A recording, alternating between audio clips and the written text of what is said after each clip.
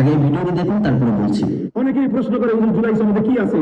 আরে ভাই, অনেক কিছু নাই, কিন্তু যেটুকু আছে সেটা কোনো কোথাও নাই।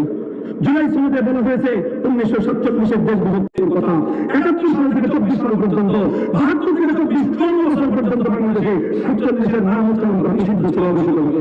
আলহামদুলিল্লাহ, জুলাই বিপ্লবের মাধ্যমে আবার 47-এর সেই কথা, দেশ বিভক্তির সেই কথা, ভাগ বাটোয়ারার সেই কথা আবার নতুন করে এখন সংবিধানে সন্নিবেশিত হবে।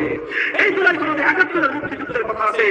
এই জুলাই সনদে 2013 সালের শাপলা চত্বরের ইতিহাস লেখা আছে। আর কেউ বলবে না। এইবার যদি আমরা ব্যর্থ হই, আমাদের 2013 সালের আমার শত ভাইয়ের অর্থেই বেদনার কথা কেউ বলবে না।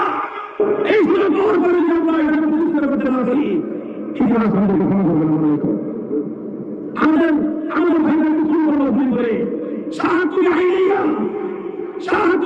আমরা